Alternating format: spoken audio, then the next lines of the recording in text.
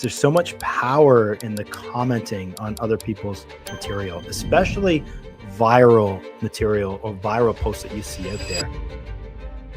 It's very true. And when you were talking about the commenting, I've seen, and because I receive them a lot, people use automation tools there as well. You can read through it. You're like, what is this guy writing? Like, I can't reply to him. That's probably performed the best over the course of the last month or two was a simple post of me holding an Osmos bag in my office. They were one of my first clients back in 2016. And the post just talks about my story of having Osmos as my first client and Osmos outgrowing my little boutique agency and going on to another agency that could get them the Toronto Raptors. So this story, it was just basically a story in a LinkedIn post and me holding the Osmos bag. This went bonkers. Got, tons of impressions.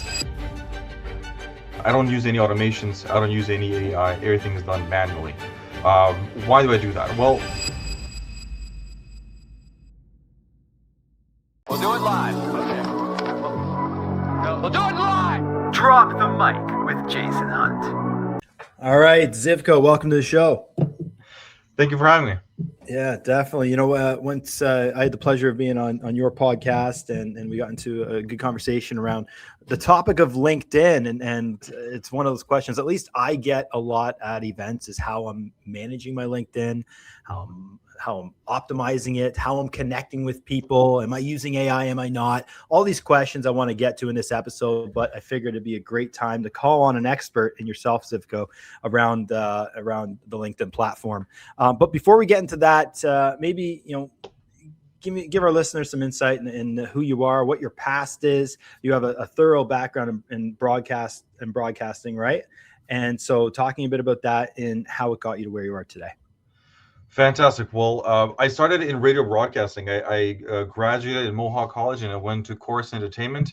And I started that because I wanted to, I really enjoy talking to people. I think something can always happen and people like to work with people. So that was how things started. And at that point, I'm aging myself a little bit here. There was a Virgin Radio Facebook page that was just savage. They were just posting like hilarious things, and I felt there was a way to connect the radio with what was happening with social media then, and that's why I went in that direction. Once Chorus was acquired by Global Media, I was like, I don't know if I want to go through this path one more time. There's a lot of changes.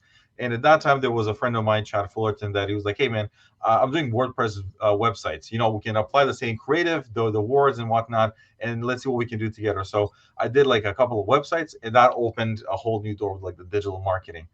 But every time I would start a project, there was always a point where they would say, what about the sales aspect? Like, what can we do for sales? Can we increase this? Can we run ads? It was always sales related. So with time, I kind of kept it on the side because it was cool, interesting, and creative. But I continued with sales because I felt like that I'll talk to people, I meet people, we'll do a bunch of stuff together. That kind of feeling kept pushing me in the sales B2B kind of space. So most of the time I did sales like that. And once in the last job that I had where I was doing more bigger deals, longer sales cycles, I felt like, you know what, now that I have a family, this is it's not where I want to be. I don't want to be on the road all the time, talking with people like all over Ontario. It was becoming exhausting.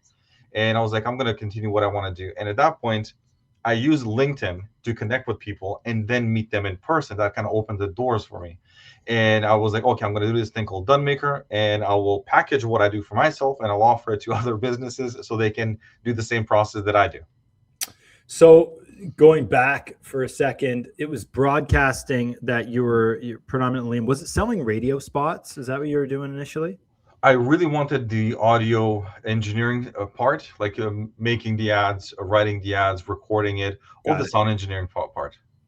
Yeah. Do you think that type of advertising for radio is still relevant in 2026? How does it play a part in the whole like omni-channel marketing approach? Is it still relevant? I think it's relevant from branding perspective. Like it's a very good branding exercise because every time you're in the car, you turn on the radio, and as long as the cars have radios, it will exist. So branding, yes, I would. If you think of like engagement rings, you think of like commercial that you hear on the radio all the time. If you think of like, I don't know, lawyers, Diamond and Diamond, like they still do a really good kind of branding exercise, but you need to pair it really well with your social presence. Very simple call outs, nothing too complicated, something that will stick in their mind. And in that way, it can work. Yeah, that's how I always say that to leads or prospects or clients who consider doing radio advertising. I'm like, yeah, radio advertising could work if it's parlayed with other efforts as well. So, for example, somebody's in their car coming home from work and they listen to the Grand at 101, which is a local station here in Fergus, Ontario, Canada. And then you're hammering the postal codes here in Fergus with some meta ads, right? So you can amplify the exposure that you're getting to that audience. I would never recommend just doing radio ads. I think it's a waste of money. You're leaving so much money on the table by only doing radio ads. So if you have a tiny budget, I don't think radio ads is a place to start. I think if you are, the game has changed because the size of the market is not that big anymore. And what I mean by that is more and more in the car, you turn on Spotify. And if you have kids, you are kind of like, turning stuff for them and you're turning off the radio. So therefore your TAM has changed dramatically. And to drive like cost per lead and stuff like that, it's very difficult to measure from radio.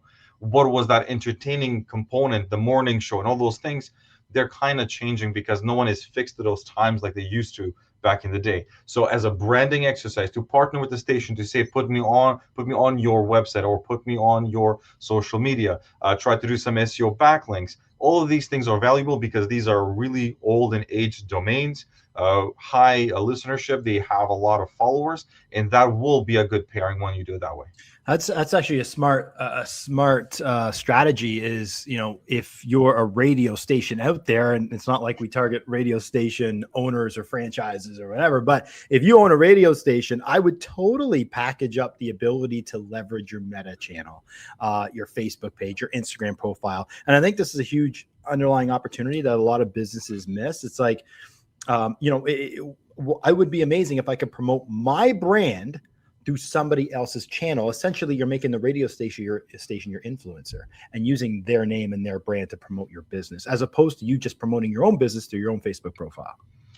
Yes. There was, if you recall, there was a time where Dean Blundell was like the shock jock of Why I Want to Wait. So not Why I Want to Wait, The Edge. 102.1. Yeah. Yes. And if you had a brand like that, and I think at that time was like X Copper, there was a fantastic pairing. That type of thing, if you pair it right now, where if you are trying to have, Z103 is more like Euro and stuff like that. So let's say if you have a restaurant that is a Portuguese, Italian restaurant, that is a fantastic pairing to do with, I think, Tony Monaco or whoever was the person that was on the air. Connect those dots with the station, with the culture. It will be a fantastic branding experience, but also SEO, backlinking, posting on their website and their social media, and pushing it to yours as well, like tagging in their posts. Is there any correlation between advertising on radio with LinkedIn, and how do those two complement each other if they do at all? If you are let's say if you're playing the influencer game, then if you have a show or if you have some sort of brand deals, and then you do something like a YouTube podcast, or if you are doing LinkedIn posts, or you're trying to build a personal brand, you could do it that way. You could also do it in a way that, let's say, radio stations need experts to talk on specific subjects. So let's say there is something that could happen about AI, and you are a guest, you can promote that on your LinkedIn to say, I will talk to that station, that person. They typically save the clips on SoundClip or something like that. And then you can use it for your LinkedIn posting. You can use it to build your personal brand. Also, tagging the radio station on your LinkedIn post as well can go a long way. So Good segue into LinkedIn, which is really, Zivko, your area of expertise. How did you stumble? I mean, you mentioned how you got into LinkedIn as a platform, obviously deriving from the need for sales. Well, maybe tell us how you personally are using LinkedIn to grow your business and build connections. So the first thing that I will say, which is a hot take for most people, I don't use any automations. I don't use any AI. Everything is done manually. Why do I do that? Well, I think this was like in the early stage, in the beginning. I talked with, I think his name is Ved. He's from Ottawa. Lead Delta, I think, is the name of the company. And I was talking with him about, he has a tool that is using LinkedIn to some automation extent. And he was like, LinkedIn's API will always know what you're doing, so they will always suppress your results. So if you are a small business, or if you are a solopreneur, or if you have like less than 10 people, You want to do it yourself because those connections and those limits are just basically suppressed every single time you try to do that. And that was kind of like the confirmation that I needed, that this guy's, he's been doing it for a long time. So definitely I will do the way that I was doing it. I know it sounds unscalable, but once you start to make the connections and when you start making the sales, you know that I can put X amount of time and I will get X amount of return. So everything that I do is manual. There's no automations. And then the second piece is the AI part. When AI came, let's say like a year ago, like strong on LinkedIn, before it was just more like, do we do coding with it? What do we do? And then the creative generative AI came in. You started to notice the over-personalization and the fake flattery. Love what you do at company XYZ. I'm super impressed with your growth. Like all these things are, we never said that. I never had a meeting before and I would shake hands with someone like, love what you do with company. Like that's not true. There's no way that you know that what I'm doing. Only my employees and the team knows what I'm doing. So you started to notice this over-personalization, fake flattery, but also we're people. So sometimes we don't really update our LinkedIn. So then inaccurate information was picked up by the LLMs and they will congratulate you on something that is like completely wrong or outdated because you just forgot to change it. And I noticed that is not building B2B connections. It's not building to anything. I tried it. I was like, let me see this data enrichment process. I tried it and you just get really good connection rate and people just like stop pitch slapping. This is AI. I don't want to talk to you. And it just led to nothing. So that was the second confirmation. I'm like, I'm definitely not doing this. And I'll just go with the way that I know to do, which is strong, very clear, strong value propositions in the first message.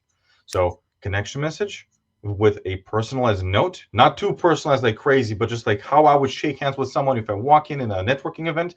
Someone said, there you go, this guy is the owner of Merge Media. I'm like, okay, let me go talk to him. That's how I would approach you in that meeting. That's my connection message. And then I go into a very clear value proposition. Okay. You use the term over-personalization. I think this is a new one that's going to be a buzzword because you see it all the time. People, initially it worked, right? It was impressive when you got that cold outreach email that knew exactly what me and Zivko were talking about in this podcast episode. And then they want to pitch me their podcast services. Like, wow, how did it know that? Did it actually listen to the episode of me talking to Zivko? Probably not.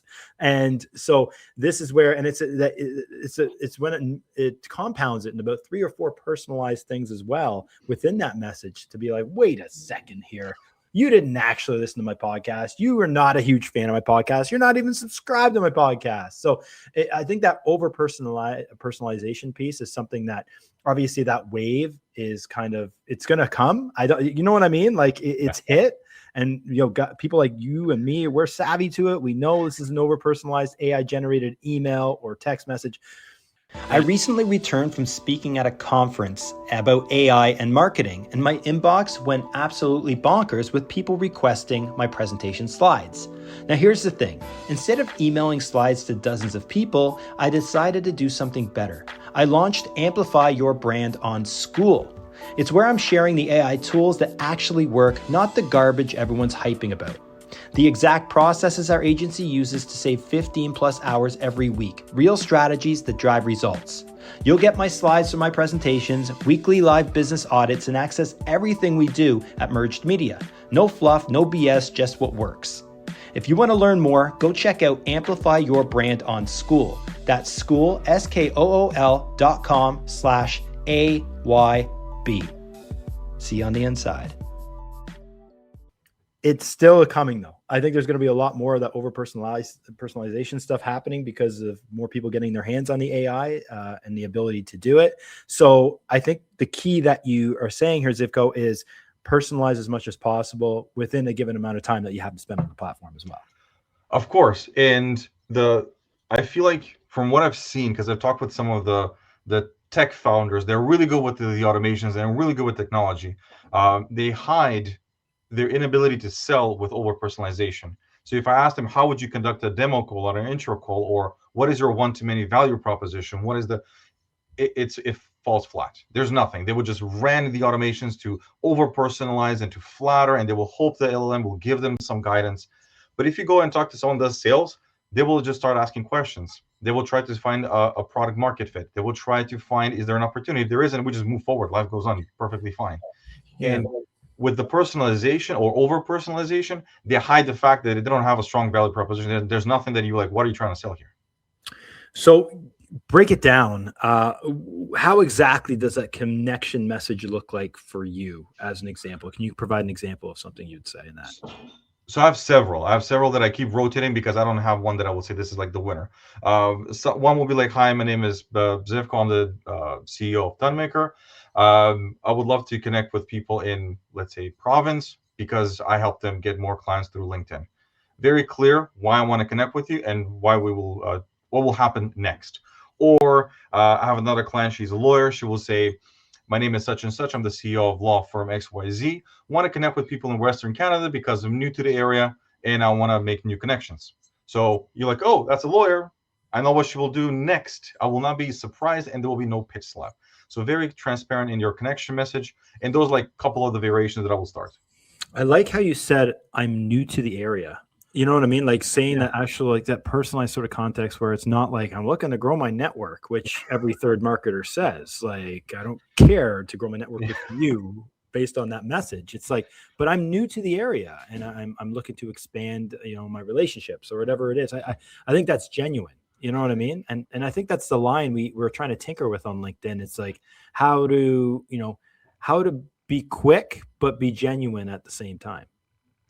Yes. And when we talk about being genuine, I've seen people do this like fake FOMO. Like I want to talk to like 3 people in Toronto. Like, not really. You're blasting people on LinkedIn. So it needs to be authentic. It needs to be genuine. The client that I was mentioning is true. She moved from Calgary to BC. She wants to build new connections.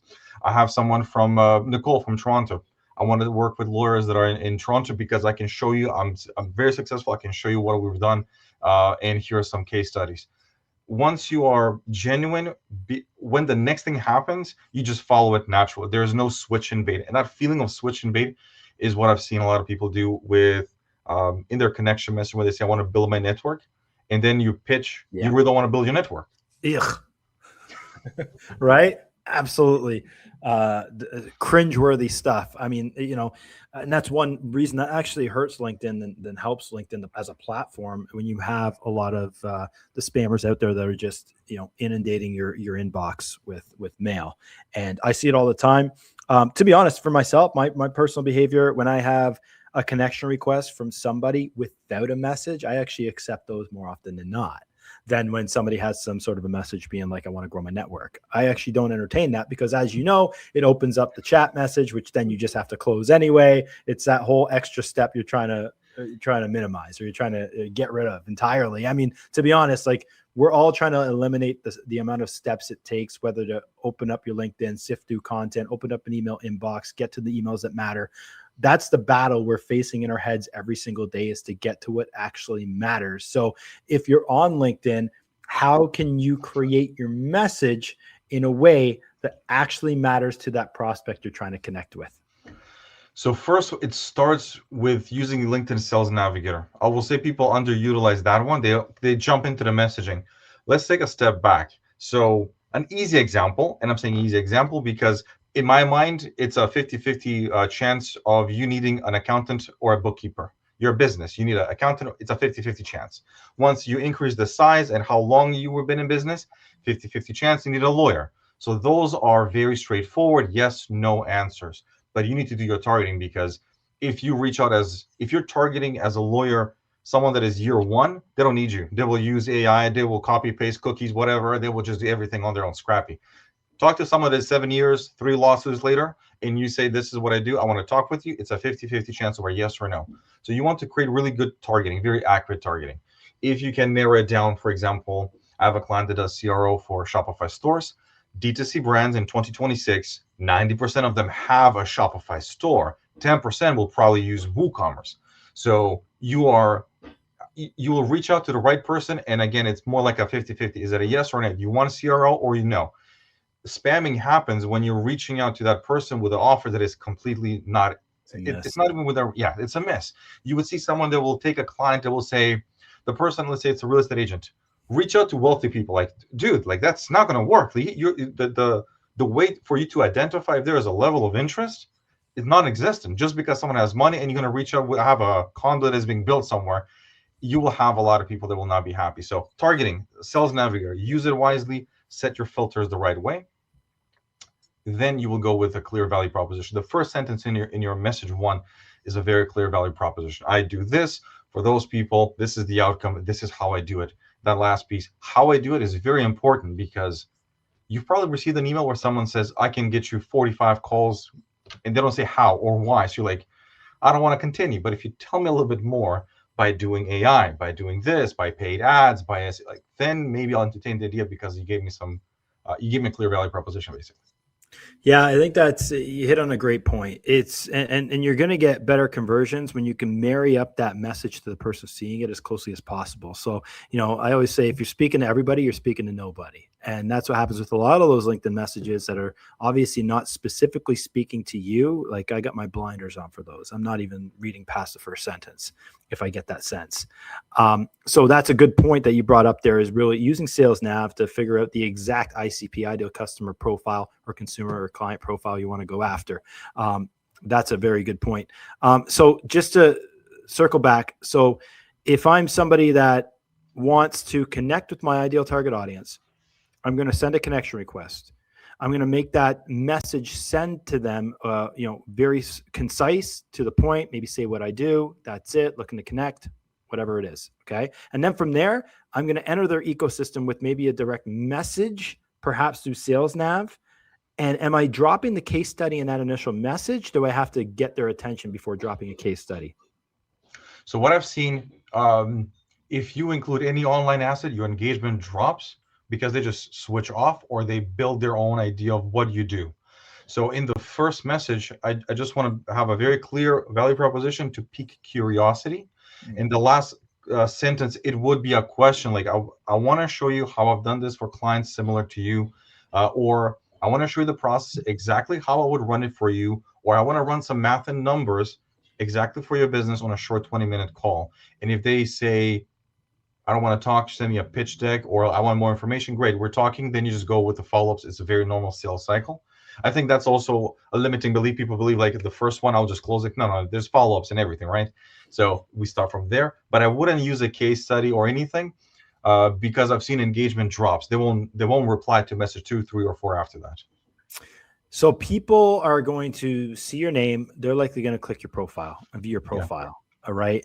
What are some tips around optimizing your profile for those viewers that you're prospecting that are then going to go click your name and see what you're all about? So if you are I would say like the regular business owner, something 10 to 20 people, I would keep it as authentic and real as possible. So I wouldn't make the billboard style and all those things, because you don't have the cloud. You don't have any of those things. What are you putting up all these like little icons, the number one company here, there? Like, it's not true. So keep it authentic. Real picture from yourself, so you can see this is the person. The header, definitely an image or something, or maybe your logo or a sentence or quote that you believe in. You don't need to build it like a sales page, because you're not that big. If you are someone that has a big presence and has a huge company, for sure, do those things, because it's just more like a landing page at that point. The first header, I see a lot of people will say, I help, and then 50 keywords, and then it's just, no one reads that much. You want to say, Zivko DODOVSKI, CEO of Dunmaker, and you will click and you'll see what Dunmaker is. I have messaged you. You know what I'm doing. I pitched it. You kind of saw what I do. I have a very clear description, and I can say helping XYZ if I want to say, or working with, or something. I have a very short sentence there. You don't necessarily need to have a clear pitch in the first line in the header if you are not a big company, because again, authenticity and genuine. If you're not this massive company doing like, I don't know, Gary V, you will just have a regular LinkedIn profile. You're reaching out to people. That's what you want to convey, that I want to start a conversation as if I meet you on a networking event. One of the something I've deployed on LinkedIn is I utilize the carousel cover. Which is, and on my carousel cover, it's basically a short little slogan, basically saying what I do, which is grind less, grow more, and so from there, I have my second carousel is the businesses I work with, and just a handful of businesses that are in my portfolio. And then the third slide is stages I've spoken on. And it's got some logos of stages I've spoken on, but 3 different pictures of myself in each of those carousels. I think that's a great engaging opportunity to get somebody to learn a little bit more about you. And essentially what you're trying to do with your profile is build that know, like, and trust with your target audience. Absolutely. And what you said pairs well with the analogy. You already are a keynote speaker. So you already have that. I can show the stages. I can show where I've been. You already have an agency you've merged, you've acquired. You have all these numbers that you can back it up or show the companies you work with. If you are let's go back to the lawyer. If you're a lawyer, you don't need to do those things. You don't need to be like, I'm talking to people, and you can just be, this is me, this is where I live, maybe the background of the city where you live in, or a quote, something that you believe in, something authentic and genuine. You don't need to do the, I would say more like a personal brand style. You can keep it like a business, very straightforward. This is the owner of the company. Okay, so we've established what happens or how you need to properly set up your profile when somebody clicks on that message you send them to learn more about you. Now, where does posting on LinkedIn play into the whole picture? Because if I'm connecting with a bunch of, say, home service businesses, and then my understanding is by posting, I'm going to get in front of those people I'm recently connected with. Maybe you can shed some light in terms of, first of all, how it works with the posting algorithm, and then we'll dive into best practices for posting. So first one, and this one is interesting because it is a post, but your featured section on your profile is a post. So definitely create one that is maybe your services, a video testimonial, and make it as your feature so that when someone goes to your profile, scrolls before they hit your post, feature section is actually posts that you favorite and made them as like a 2-3 a call to action buttons. Think of them like that. So those are definitely, you have to have those. Then when it comes to the posting, I would say in LinkedIn is probably the last platform where you can do long content like writing posts. It doesn't need to be video. It doesn't need to be polished, really well designed pictures. What I've seen to be very close to it is the carousels, because we're used to these presentations as CEOs. So you're used to the swiping through a presentation, a PDF.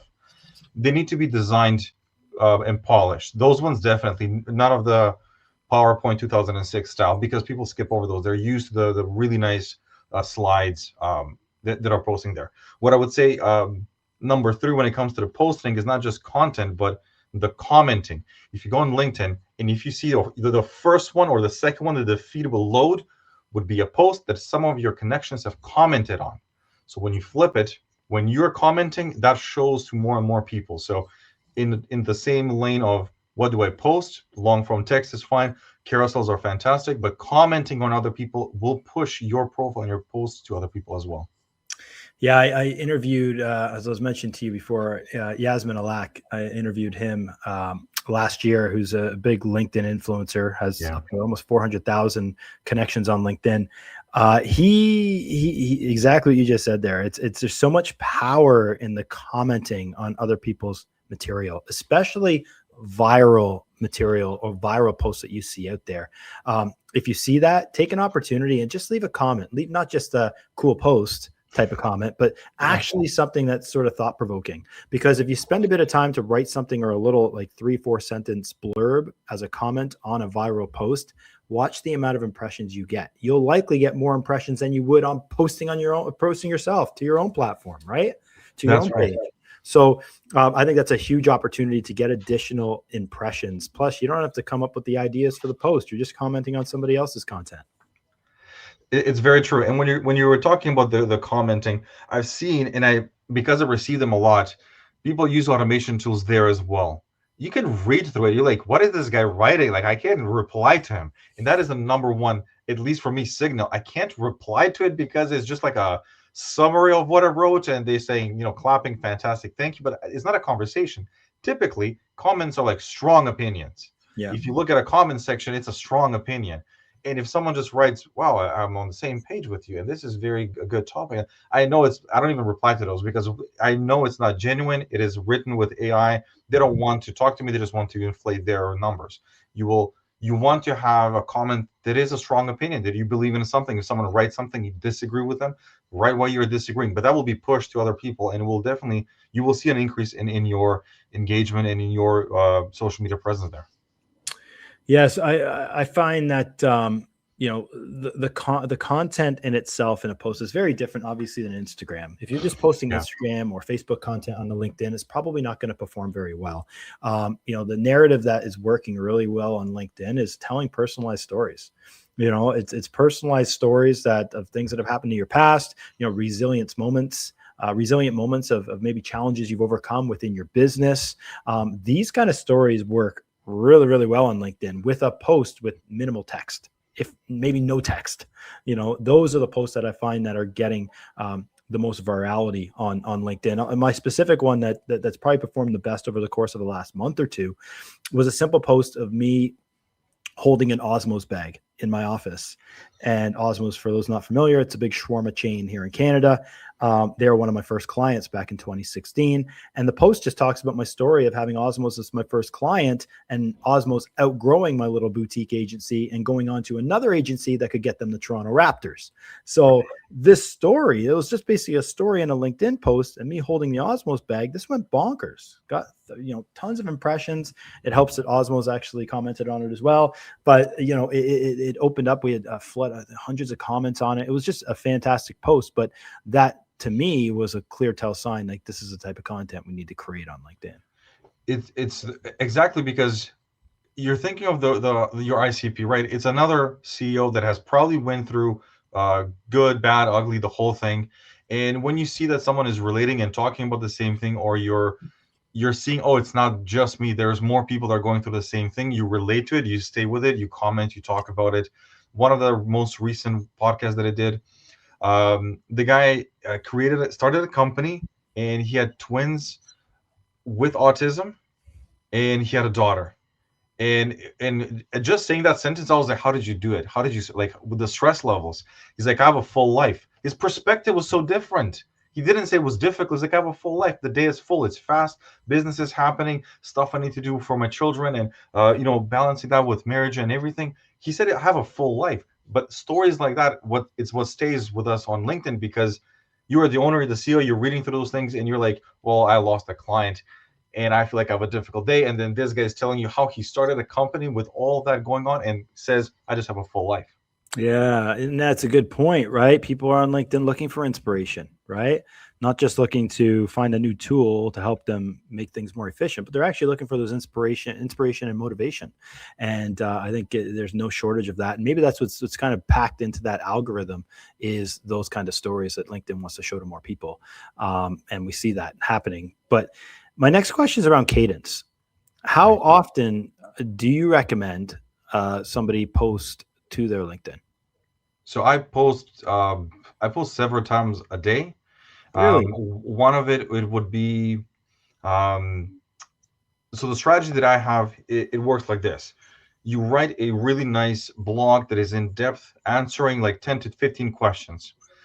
Because with the new way that AI works, I've noticed that if you're answering questions, you might be picked up by the LM because you're answering a bunch of questions as opposed to stuffing keywords or building topical maps. So we start from there. And that blog, in essence, has a bunch of questions. So then I would take pieces out of it, make it into a talking bubble, and that will be just one insert from the blog, linking back to the blog, so that if someone sees that, and you've seen it on YouTube thumbnails as well, where it's just like a square, a quote, the person, and a blue check mark.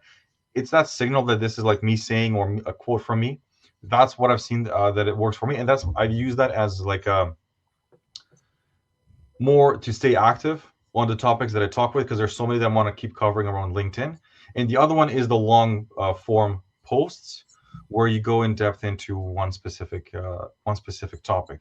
So I post every day, plus one that will be like the really long one. The other ones are actually from the blog that are quotes.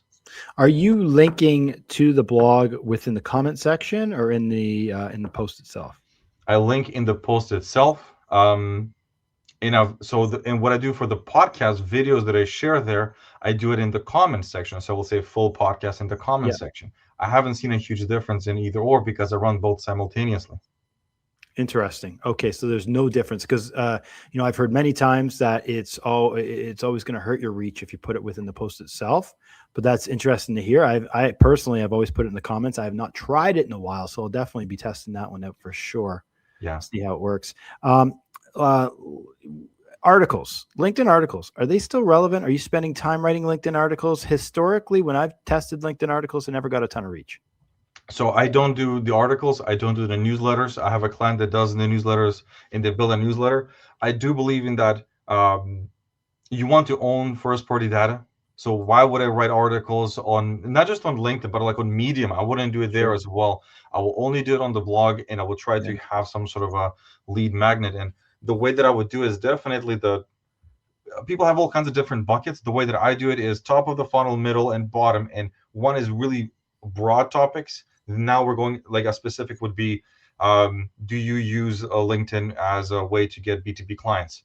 Middle would be, what do I write in the connection message? And bottom would be, what is the average connection rate when you do LinkedIn outreach? So I know that you're somewhere in those funnels. Based on that, you would have a different lead magnet. And the lead magnet can be, go to the next video, or this is a fantastic topic, check out the blog, or maybe here's a checklist.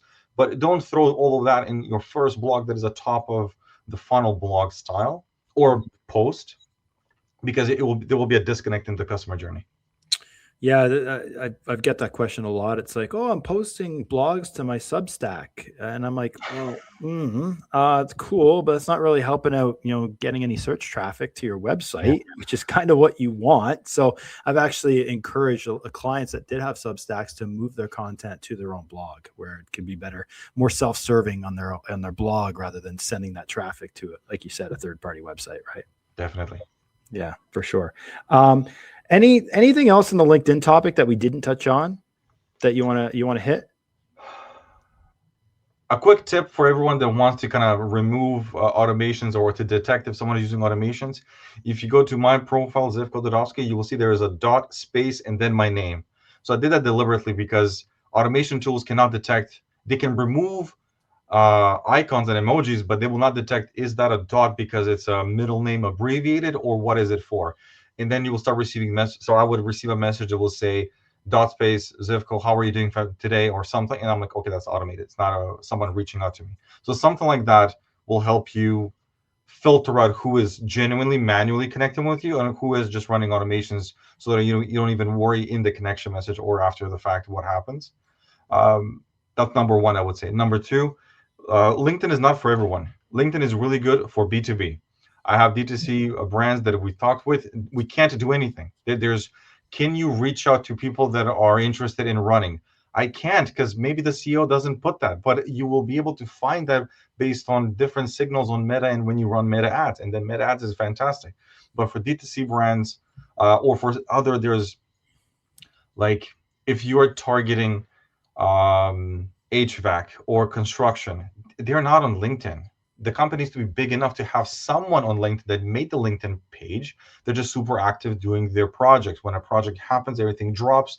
They just work. They will run probably Google ads or Meta ads, maybe. So LinkedIn is not this place for everyone. It's really good for building relationships. And on the same note, number three, some relationships cannot be built. And I know that's a hot take, but I have someone though. 100%. No, and to piggyback onto that, talking about hot takes, because I wanted to go down a bit of a rabbit hole of paid ads on LinkedIn, because we do them for clients. I don't recommend them too often to clients. Sometimes I will if they have the budget for it, but historically LinkedIn will charge 5x on what we pay on Meta. So the strategy that I deploy for LinkedIn ads is, let's run a testing budget on Meta to find out the creative and copy and headline that works best. Let's grab that one winner and deploy that to LinkedIn. You don't want to use LinkedIn as a testing ground for ads ever, because you're just going to blow your budget and you're not going to see much of a result from it. It's super expensive. You're absolutely right. And I feel like people bounce around between social media platforms all the time. So if you run retargeting or some sort of a lookalike audience on Facebook or through Google as well for retargeting, that will also be a good strategy for a lot less of a budget, because LinkedIn is probably the most expensive.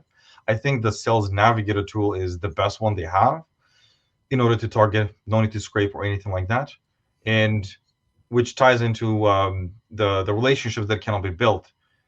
Even if you have LinkedIn, and I can see who is the CEO of the Hemingway AI app, for example, you're not going to talk to him. He won't give you the time of day. You need to be in some sort of a network that he knows people or she knows people, and you're there.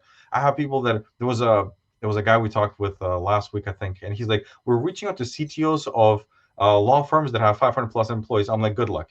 good luck. Once you figure that one out, let me know, because that person, that CTO, does not talk to you. He has different circles, different way of doing business. So there's limits to how high you can actually go to establish connections and who you want to really target in a company that is that big. It's not going to be CTO or the CIO. Someone else, if they're your ICP, great. So you should be realistic that LinkedIn is not a place that I will definitely connect with whoever I want. That's right. Yeah, you see that. Those higher level, C-level executives, they're ghosting you on LinkedIn. And if they are answering you on LinkedIn, they're probably not answering you on LinkedIn. Right. Right on. Awesome. Well, Zivko, this has been an awesome deep dive into LinkedIn. If our audience has any questions for you, what's the best way for them to get in touch? LinkedIn, or you can go on donemaker.com. There's a book a call. You can talk with me directly. Awesome. Zivko, thanks for your time. Thank you, Justin. Bye. Hey, thank you, podcast listener, for checking out that episode of Drop the Mic. If you like that episode, I would love it if you went on over to your podcast platform and left us a 5-star review. And if you don't want to miss an upcoming episode of Drop the Mic, make sure you hit that subscribe button as well. Thanks again. We'll see you soon.